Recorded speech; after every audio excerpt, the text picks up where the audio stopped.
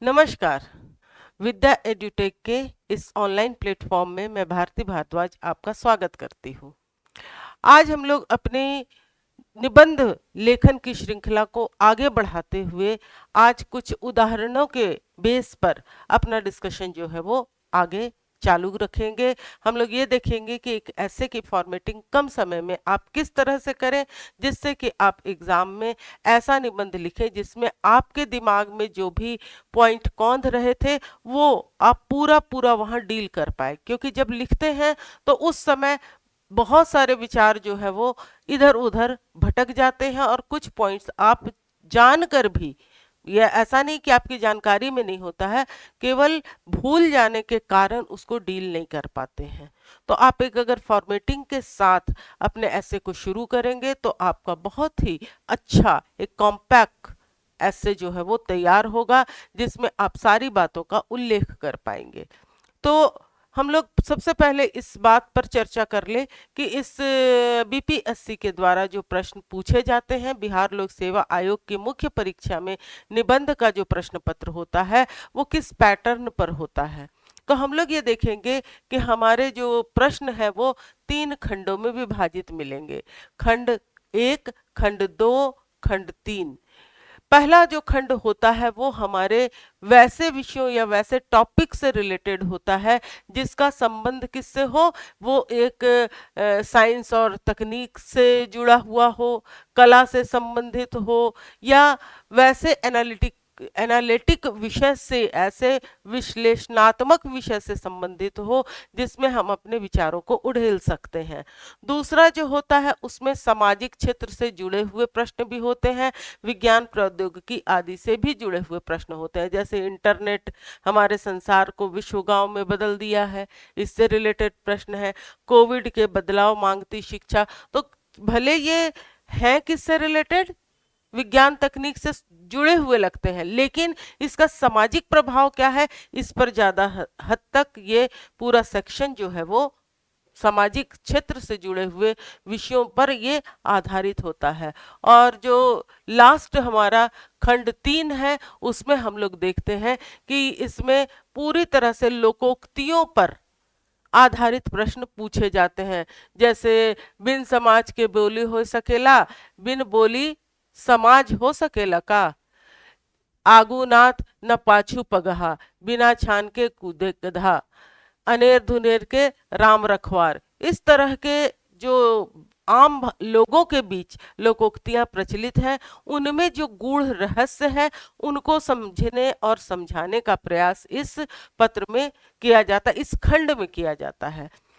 दूसरी चीज कि हर एक खंड में आपके पास 4 ऑप्शन हैं, जैसे खंड जो क है उसमें 1, 2, 3, 4 प्रश्न है, खंड दूसरा जो है उसमें 5, 6, 7, 8 नंबर क्वेश्चन है, इसमें तीसरा जो खंड है उसमें आप देख रहे हैं 9, 10, 11, 12 नंबर का क्वेश्चन है। तो वैसी स्थिति में आपको क्या दिखाई देता है कि इस पूरे इतने सारे प्रश्नों में 4 × 3 = 4, 12 प्रश्नों में आपको क्या करना है, एक एक प्रश्न लेने हैं। जैसे खंड क से 4 ऑप्शन है, एक प्रश्न लेना है। खंड ब में 4 क्वेश्चन है, एक प्रश्न लेना है। खंड 3 में आपको 4 प्रश्न है, एक क्वेश्चन लेना है। तो इस तरह से आपको क्या दिखाई देता है कि आपको एक लंबा चौड़ा चुनने का अवसर मिलता है। इतने सारे ऑप्शन होते हैं, कहीं ना कहीं अगर आपने मेहनत की है तो कोई ना कोई एक ऐसा विषय आपको हर खंड में मिल जाएगा जिसमें आप बेहतर से बेहतरीन अपना प्रदर्शन कर सकते हैं। एक आदर्श निबंध कैसा होना चाहिए इस पर हमने बातचीत की है, अगर आपको उससे संबंधित जानकारी चाहिए तो आप प्लेलिस्ट में जाकर देख सकते हैं।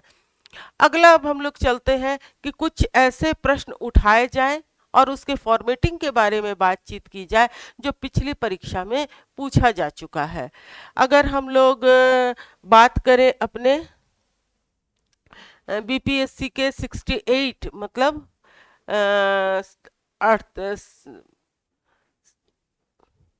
68वीं जो बीपीएससी परीक्षा है, 68वीं बीपीएससी जो परीक्षा है उसके प्रश्न की अगर बात करें तो एक प्रश्न आया हुआ था जिस पर आज हम लोग अपनी बातचीत करेंगे, वो है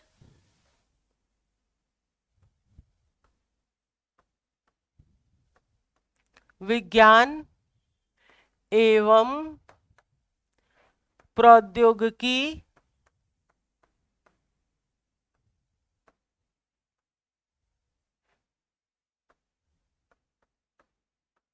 ब्रह्मांड के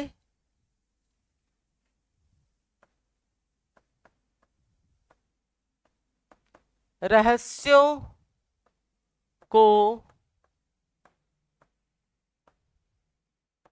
समझाने में सहायक है। विज्ञान और प्रौद्योगिकी ब्रह्मांड के रहस्यों को समझाने में सहायक है। तो हम लोगों को अगर इसका फॉर्मेट बनाना है, इस प्रश्न को अगर हम लोग डील कर रहे हैं, तो वैसी कंडीशन में हम लोगों ने सबसे पहले क्या बातचीत की थी कि हम सबसे पहले किसी भी प्रश्न को अलग अलग खंडों में देखेंगे, निबंध में किन किन बातों का समावेश करना है इस पर पहले अपना फोकस करेंगे, तभी हम लोग इसको अच्छी तरह लिख सकते हैं। तो विज्ञान एवं, पहला शब्द है विज्ञान एवं प्रौद्योगिकी। इसमें आपको दो चीजों को ध्यान में रखना है, पहला साइंस, दूसरा टेक्नोलॉजी। विज्ञान और प्रौद्योगिकी, इन दोनों ही चीजों का कहाँ असर पड़ रहा है? हमारे ब्रह्मांड को समझने में, उसके जो रहस्य हैं उनको समझने में ये दोनों चीजें हमारे लिए क्या रही हैं? सहायक रही हैं। जैसा कि हम लोगों ने पहले ही बातचीत की है कि भाई अगर किसी भी निबंध को हमें लिखना है तो हम लोगों को क्या करना होगा? सबसे पहले उस निबंध के कई अलग अलग खंड जो है वो बना लेने होंगे, जिसमें पहला खंड जो होगा वो है परिचय से संबंधित, दूसरा निबंध का मुख्य भाग, और तीसरा निष्कर्ष।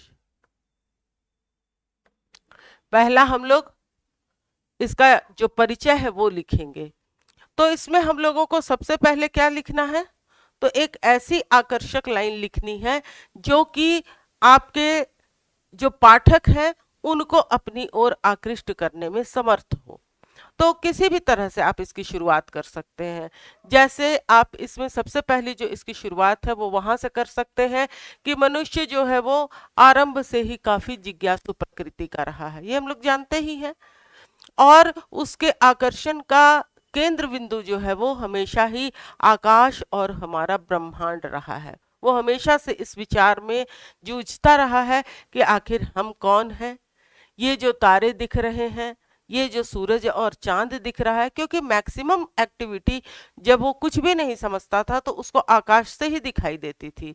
कभी बादल चमक की आवाज वो सुनता था, वर्षा देखता था, गर्मी बरस रही है सूर्य से ये देख रहा था, तूफान आ रहे हैं ये देखता था। रात में जब भी लेटता तो अलग अलग साइज का उसको चंद्रमा दिखता था, कभी बिल्कुल गोल, कभी छोटा, कभी बड़ा। तो हमेशा ही ये मनुष्य के कौतूहल का केंद्र रहा है। हमारा ब्रह्मांड जो है वो हमेशा मनुष्य के कौतूहल और जिज्ञासा का केंद्र रहा। आप इस लाइन से भी शुरू कर सकते हैं कि ब्रह्मांड हमेशा ही मनुष्य के कौतूहल और जिज्ञासा का केंद्र रहा है। लिखना कितना है? तो लगभग आपको 800 शब्द का अगर निबंध है तो 800 शब्द में इसमें 100 से 120 तक के वर्ड्स जो है वो आप डाल सकते हैं। उसके बाद आप इसमें ये भी लिख सकते हैं, क्योंकि आपको दूसरा चरण क्या है परिचय में, कि आप आगे जिस विषय पर डिस्कशन करने वाले हैं उसकी हिंट आप जरूर यहाँ दे दें। तो सबसे पहले आपने ये लिखा कि मनुष्य के लिए ब्रह्मांड जो है वो हमेशा ही जिज्ञासा कौतूहल का केंद्र रहा है। उसके बाद आप आइए कि इस क्रम में उसने शुरू से ही अपने पैर पसारने शुरू किए। उसने शुरू से ही अपने पैर पसारने शुरू किए। अगर आप ये लिखते हैं कि मनुष्य स्वभाव से ही जिज्ञासु रहा है और पाषाण काल से ही उसने आविष्कारों के कदम पे अपना वर्चस्व जमाना शुरू किया, और उसकी पहल जहां आग से शुरू हुई वहीं आज जाके टेक्नोलॉजी में वो रोबोट और एआई तक पहुंच चुका है। अगर आप देखें तो सच की बात है ये कि हम लोग शुरू से ही अपने ब्रह्मांड के प्रति बहुत ही आकर्षण रखते हैं। आज भी हर आदमी जब खुले आकाश के नीचे लेटता है तो उसके मन में जिज्ञासा और प्रश्न का तांता लग जाता है। पर आज हम सक्षम हैं बहुत सारे प्रश्नों का जवाब देने के लिए, क्यों, कहाँ, कैसे, कहाँ कौन घूमता है, ग्रहण क्या होता है, वगैरह वगैरह। ब्रह्मांडीय जो आकाश गंगा है उनके विषय में हम लोगों को काफी जानकारी है, अपने ग्रहों के घूर्णन के बारे में कई जानकारियां हैं। तो आप दूसरी लाइन वहीं से शुरू कर लीजिए कि जो जिज्ञासु प्रकृति का मनुष्य रहा है उसने इसमें कदम दर कदम आगे बढ़ाते हुए एक लंबी यात्रा तय की है। जैसे जहाँ हम लोग या ये यहाँ से भी आप कर सकते हैं कि जो जिज्ञासा की पराकाष्ठा थी उसको सबसे पहले पुनर्जागरण काल में पंख मिले। पुनर्जागरण काल में विज्ञान पर काफी रिसर्च वर्क हुआ, और आधुनिक विज्ञान का अगर बेस जो बना वो कहाँ से बना है, हमारे पुनर्जागरण काल से बना है, जिसमें केपलर का आप दे सकते हैं, निकोलस केपलर ने जो बनाया दूरबीन बनाई उसके बारे में आप बता सकते हैं। इसके अलावा ब्रह्मांड के विषय में उन्होंने बहुत सारी बातें बतलाई। हमारी आकाश गंगा, गैलीलियो ने चूंकि टेलीस्कोप बनाई थी, दूरबीन बनाई थी, और निकोलस ने हमारे ब्रह्मांड के विषय में ये बतलाया था कि कैसे सूर्य जो है वो किसका केंद्र बिंदु है, हमारे ब्रह्मांड का केंद्र बिंदु है। उसके चारों तरफ, उसके सराउंडिंग में ही क्या किया जाता है, हमारे ग्रहों और उपग्रहों के द्वारा चक्कर लगाया जाता है। और ये जो सोच है वो धीरे धीरे टेक्नोलॉजी का सहारा लेते हुए कहाँ तक बढ़ चुकी है, आज हम लोग मंगल और चंद्रमा तक पहुंच चुके हैं। तो विज्ञान और प्रौद्योगिकी ने हम लोगों को कदम दर कदम सहायता दी और हम लोग कहीं से कहीं आकर पहुंच गए हैं। एक लंबा इतिहास इसके पीछे हम लोग देख सकते हैं। मतलब आपने हिंट में ही ये बता दिया कि ये सब बातें जो है वो हम लोग परिचय में दे देंगे। परिचय में आपने पहला कुछ पंचलाइन से किया, दूसरा आपने ये हिंट दिया कि आप क्या लिख रहे हैं, बहुत सारी खोजें हुई हैं। खोजों में जहां तक हो सके फैक्चुअल एरर नहीं होना चाहिए। किसने क्या खोजा है ये बता दीजिए, अगर नहीं जानते तो नाम ले लें, लेकिन आपको जानना इसलिए पड़ेगा क्योंकि मुख्य भाग में आप उन्हीं उदाहरणों से अपनी बातों को संपुष्ट कर रहे हैं कि विज्ञान और तकनीक कहाँ तक ब्रह्मांड को समझने में हमारे लिए सहायक रहा है। तो फिर हम लोग वहीं से अपना दूसरा भाग जो है मुख्य भाग की शुरुआत कर लेंगे। मुख्य भाग की शुरुआत पैराग्राफ चेंज करके आप करें, और हर एक पैराग्राफ में आप इसी विषय पर बात करें कि हमारे विज्ञान प्रौद्योगिकी की भूमिका क्या रही है ब्रह्मांड को समझने में। लेकिन उदाहरणों को जब आप लिखेंगे तो अलग अलग पैरा में उसको डील कर सकते हैं। तो सबसे पहले आप इसमें जो कुछ बातें हैं जरूर उसमें उसको समावेशित करें। जैसे जो हमारी खोजें हुई हैं अब तक, उन सब बातों को आप जरूर इसमें बताएं, क्योंकि इन खोजों से ही क्या आप कर रहे हैं, अपने जो विचार हैं उनको संपुष्ट करने का प्रयास कर रहे हैं। जैसे आप ये लिख सकते हैं कि जैसा कि इतिहास में ही देखा जाए तो हम लोग पुनर्जागरण काल से ही इस तरह के खोजों, विज्ञान से संबंधित जो आविष्कार है उनका एक लंबा सिलसिला देख रहे हैं। जैसे आप सबसे पहला आप उदाहरण दे सकते हैं हमारे जो निकोलस कॉर्पोनिकस का, कि उन्होंने क्या किया था, सूर्य केंद्रित जो ब्रह्मांड है उसके बारे बताया था। पहले तो ये विचार था कि जो पृथ्वी है वही हमारा केंद्र बिंदु है और उसके सराउंडिंग में सारे ग्रह उपग्रह घूमते हैं। इन्होंने सबसे पहले ये बताया कि जो ब्रह्मांड है उसका केंद्र सूर्य है और उसके चारों तरफ हमारे सूर्य जो ग्रह और उपग्रह हैं वो चक्कर लगाते हैं, जो कि बेस है आज की भी बहुत सारी खोजों का। अगर वही नहीं पता होता, हम लोग पृथ्वी को ही केंद्र मान के बैठे होते तो कहाँ आगे बढ़ते। तो आप इस तरह की चीजों को दीजिए, या आप गैलीलियो की जो दूरबीन है उसके बारे में बताइए कि जो गैलीलियो के काल से दूरबीन की शुरुआत हुई वो आज 1990 में हबल जो टेलीस्कोप है वहां तक आ पहुंची है, जिससे हम न केवल ग्रह उपग्रहों के चाल के बारे में, पृथ्वी से उनकी दूरी के बारे में, उनके घूर्णन गति के बारे में बहुत सारी चीजें जान चुके हैं। इसके अलावा आप एक और इसमें दे सकते हैं, जो केपलर थे उन्होंने बताया कि ग्रह जो घूमते हैं वो किस तरह से घूमते हैं। एक अंडाकार जो पाथ है उसमें चक्कर लगाते हैं, कितना टाइम लगता है, एक वर्ष कैसे बनता है, वर्ष के दिन और घंटे किस किस तरह से हमेशा ही सेम रहते हैं, उनके घूर्णन गति में अगर चेंजेस आता है तो किस एक अनुपात में आता है। ये सारी बातें जो है वो आप इन खोजों के माध्यम से संपुष्ट कर सकते हैं कि विज्ञान और तकनीक दोनों ही जो है वो कदम से कदम मिलाकर आगे बढ़ रहे हैं, और हमारी ब्रह्मांडीय खोजों का सिलसिला जो है वो चालू है। यहाँ तक कि आप कुछ संस्थाओं का भी नाम दे सकते हैं कि ये संस्थाएं पूर्णतः इस क्षेत्र में समर्पित रही हैं। जैसे आप स्पेस एक्स का बता सकते हैं, क्योंकि अगर ग्रह उपग्रहों को अगर हमारे यहाँ से छोड़ा जा रहा है तो उसके लिए जरूरी है कि हम लोगों को अपनी पृथ्वी से वहां तक की दूरी कितनी हो ये पता हो, हम लोग अपने उपग्रह कैसे बनाएं और ब्रह्मांड में छोड़ें, ब्रह्मांड के में जो उपग्रह है उनकी किस किस एंगल से जानकारी हम लोगों को चाहिए, तस्वीरें चाहिए जो मिल रही हैं। मंगल की तस्वीरें आप लोगों ने भी देखी होंगी, एक से एक तस्वीर आई है। यहाँ तक कि सूर्य के जो बाहरी आभा मंडल है उसका भी चित्र हमारे पास उपलब्ध हो गया है। अब सूर्य के बारे में बहुत सारी बातें जो कि एक समय बिल्कुल ही हम लोगों को ये लगता था कि ये असंभव सी बात है, कहाँ से इन सब चीजों का पता चलेगा, लेकिन आज हम उनके विषय में भी बहुत सारी जानकारियां रखे हैं और आगे भी इसमें बढ़ोतरी होती रहेगी। तो आप इस तरह की बातों में और ज्यादा उदाहरणों को जोड़कर अपने ऐसे की लेंथ को छोटा या बड़ा कर सकते हैं। लगभग इतनी सारी बातों का आप उल्लेख अगर करते हैं तो निश्चित तौर से आपके बहुत सारे वर्ड्स आपको यूज यही हो जाएंगे। जैसे अगर 100 से 120 शब्द आप यहाँ रखे हैं, निष्कर्ष में भी आप 100 शब्द रख लीजिए तो 200 शब्द यहाँ हो गया, 600 शब्द आसानी से इस क्षेत्र के लिए आप यूज कर सकते हैं। और ऐसी कंडीशन में आपकी शब्द सीमा जो है वो भी आपके नियंत्रण में ही रहेगी। आप हमेशा ही ये ध्यान रखें कि आपको 3 चीजों में तालमेल बना के रखना है निबंध में।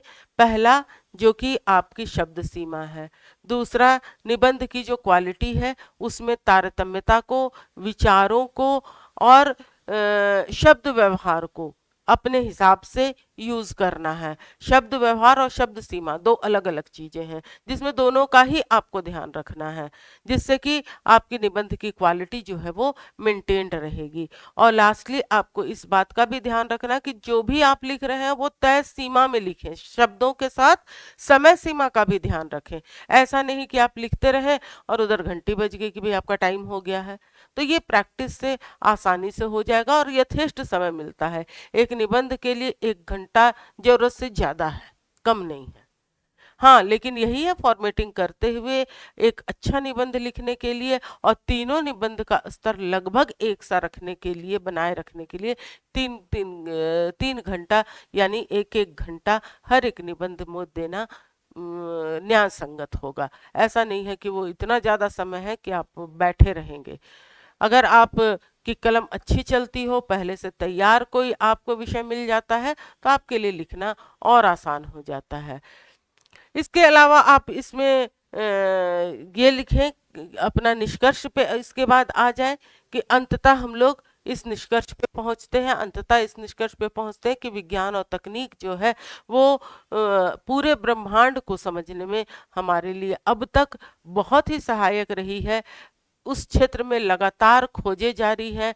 विश्व के जितने ही विकसित देश हैं इस होड़ में लगे हुए हैं कि वो ब्रह्मांड में ज़्यादा से ज़्यादा अपनी जानकारी को विस्तृत कर पाए और बहुत सारी जो संस्थाएं हैं इसमें सहायक है।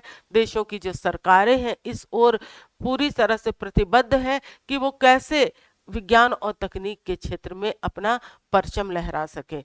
और आशा है कि आने वाले समय में जो ब्रह्मांड के रहस्य आज भी अनसुलझे हैं उन तक हम शीघ्र ही पहुंच जाने में सक्षम होंगे। एक नया संसार जो विज्ञान और तकनीक के द्वारा हमें दिखाया गया वो बिल्कुल अकल्पनीय, अविश्वसनीय और बहुत ही खूबसूरत है। हमें गर्व है कि हम उस ब्रह्मांड का पार्ट हैं। तो आपको ये बताना है कि विज्ञान और तकनीक किस तरह से आपको ब्रह्मांड के विषयों को जानने में सहायता पहुंचाता है, कैसे वो हमारे उन गूढ़ रहस्यों तक पहुंच पाया है जिसमें साधारण गति से बिना विज्ञान और तकनीक की सहायता से चल पाना शायद संभव नहीं था। बल्कि इस क्षेत्र में हम लोगों को आगे बढ़ने के लिए विज्ञान और तकनीक ने ऐसे पंख दिए हैं जिसकी उड़ान दूर तक जा रही है। आज सचमुच भी अगर आप देखिए तो आपको ये सब चीजें दिखाई देंगी। तो देखिए शब्द व्यवहार तो है ही, लेकिन फैक्ट एंड फिगर भी इन सब के लिए चाहिए। ऐसा नहीं है कि बिना फैक्ट और फिगर के आप ऐसे निबंध लिख पाएंगे। तो ऐसे में आपका जो पठन पाठन है, आपकी जो जानकारियां हैं, जो अब तक मुख्य परीक्षा में भी आपने पढ़ा है, उन सब के विषय जो भी आपके लिए फैक्ट फिगर उन सब से जुड़े हुए हैं उनका इस्तेमाल भी धड़ल्ले से आप अपने इस निबंध के पत्र में कर सकते हैं।